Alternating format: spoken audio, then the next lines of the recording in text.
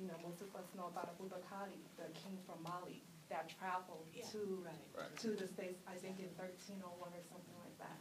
They believe that we are the descendants of those people. That goes way back. You know, way before Columbus got here. And we also believe that the consequential shipwrecks only added to the population that was there.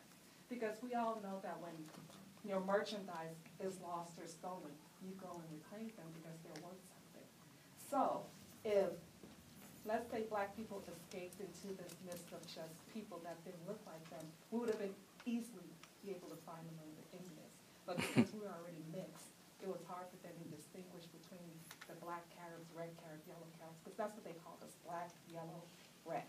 And the way that when they decided to exile the people, and I get a little bit emotional, because if you see me and Dr. Gill, and if you see my son is lighter than Dr. Gill. What they did was they chose, going by the color of your skin, if you were your color, you're going, you're a black Carib. You're Dr. Gill's color and my son's color, you're staying. You know, so they just separated families by the color of their skin. And I remember when me and Dr. Gill met, reacquainted in 2005. It was at the first Garrison Fort. And we met a fellow brother, a Taino. They're the descendants of the Arawak after they were killed.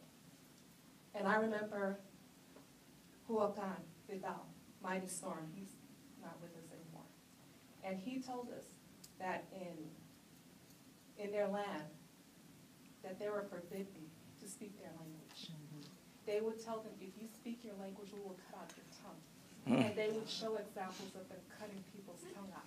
So when you are traumatized with that knowledge, that if you speak your language, if you are who you are, the essence of who you are, that you know who you are, and the only way you can survive is to hide who you are. For 200 plus years, that's what they did in St. Vincent.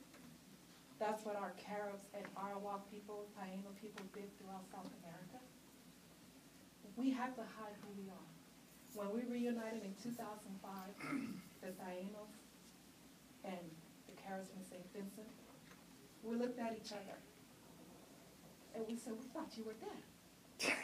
Because they told them in St. Vincent that that's who we were exiled. They told them we were dead. And we believed that we were the only Garifuna survivors in Central America. The Tainos thought, oh God, we thought you were dead. And we told the Tainos we thought you were dead too. They're our listeners. You know, and it was not a dry eye in the house. Because we were all given different history, different versions of history. You know, so when we get together to do films like this and talk about our history, and you ask the question, why do we focus on our indigenous heritage? Because it's a given we're African. No, I didn't, not why do you focus, I just meant why did you go limit it just to slavery? Yes.